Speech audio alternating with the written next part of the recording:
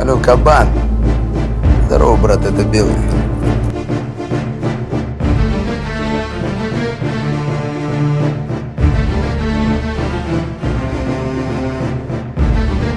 Бұл чыныгы революцияны кылды.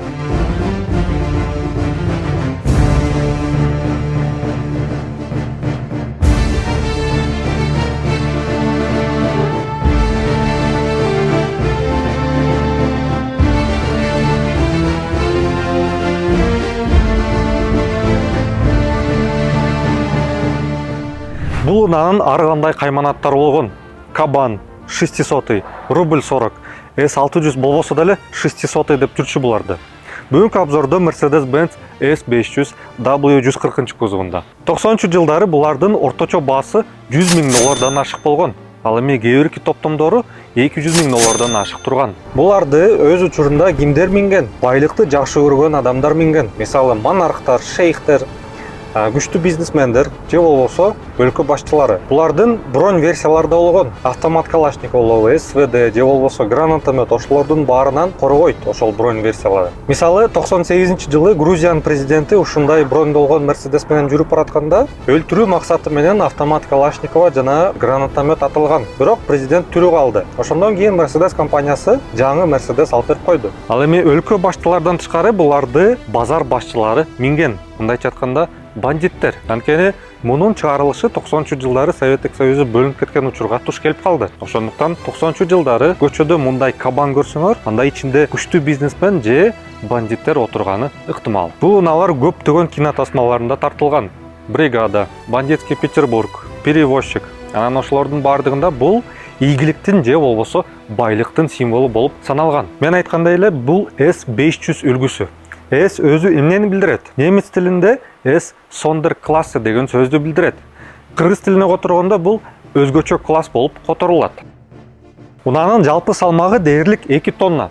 Ошол 2 тоннаны эптеп түртүш үчүн бул жака V8 кыймылдаткыч керек болуп калды. Бирок кабандын биринчи версияларында бул жака 6 катары менен жайгашкан цилиндр кыймылдаткычтары орнотулган. Анан 93-94 жылдары V8 кыймылдаткычтары коюлуп баштады. Андан тышкары баарына белгилүү V12 6 литр кыймылдаткычтары да коюлган. Бирок алар S600 үлгүсүндө, биздин учурда S500 үлгүсү. Демек, бул жакта 5 литр кыймылдаткыч V8. Заводдун айтымында биринчи 100гө чейин дээрлик 7 секундта ылдамданат. Азыр ошону чогуу текшерип көрөлү. 0-дөн 100 чакырым саатка чейин канча секундта ылдамданат? Азыр ошону чогуу текшерип көрөлү.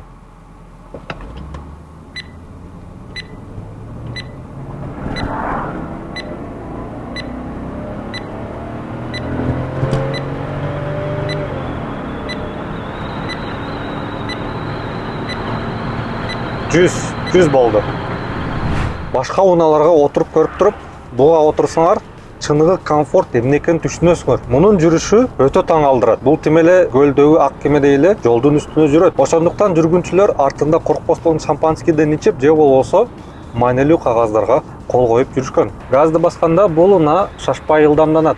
Жүрүк отурмосу да аябай жумшак которот. Ошондуктан катуу айдайм десеңер деле бул унаа эч жака шашпайт. Бирок кыймылдаткычтын күч кубаты жакшы сезилет. Эмнеге бул Mercedes өтө белгилүү болуп кетти? Анткени бул чыныгы революцияны кылды. Инженерлер муну чыгарыш үчүн 10 жыл убакыт анан толтура акчаны кетиришти.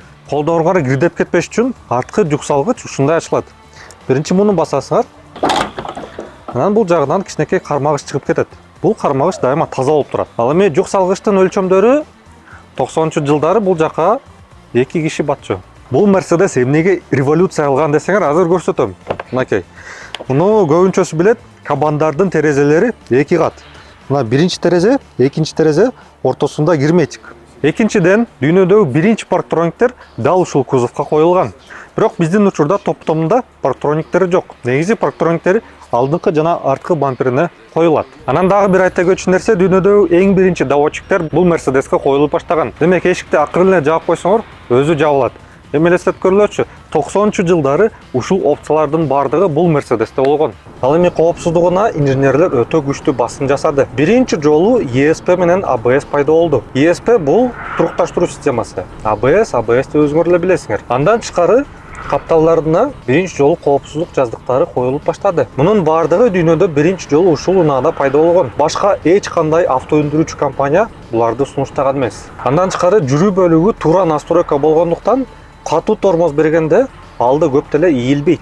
Жүрүү бөлүгү жөнүндө кененирээк маалымат айтып кетсем, алдыда жана артында көз карандысыз жүрүү бөлүгү. Андан тышкары 91-жылы биринчи жолу гидропневматика пайда болду. Унанын жалпы бурулушу жана жүрүшү аябай жакшы болуп калды. Чыныгы комфорттун төрү дал ушул жерде. Шефтер ушул жерге отурушат.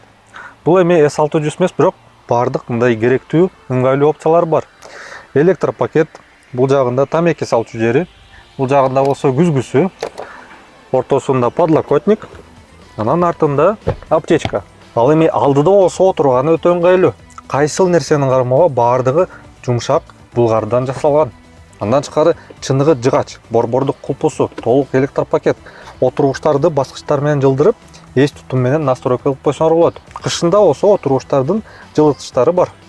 Ал эми артында пардасы, анан арткы жүк салгычты ушул баскыч менен да ачсаңар болот. Ушунун баардыгы 90-жылдары элдин баарын таң калтырган. Андан тышкары бул унаада жамгырдын датчиги бар. Жамгыр жаап баштаса, анда дворниктер өзү иштеп баштайт. Кышында болсо дворниктер турган жери жана омывайканын бачогу жылып турат. Ушул менен кезектеги обзорубуз аяктады. Бул кабандар жакшы абалында дүйнөдө азайып баратат. Буларды күнүгө айдаганы кичине кыйыныраак. Анткени биринчиден бузулуп кетсе, анда ондогону кымбат. Тетиктери да кымбат. Бирок акча каражатыңар керең болсо, анда кез-кезде айдап турган жакшы. Бул кабан жакшы абалында болсо, кымбат виного окшоп, жылдан жылга кымбаттай берет. Эгерде өзүңөргө ушундай кабан издеп жатсаңар, анда баасы $15,900. Кожой менен байланышам десеңер, анда баягыдай эле видеонун астында тиркемени баскыла. Булардын базар баасы машина KG'де эң арзаны $4-5 миң, эң кымбаттары $30 миң чейин барат. Силер менен машина KG кайрадан көрүшкөнчө бар болуңар.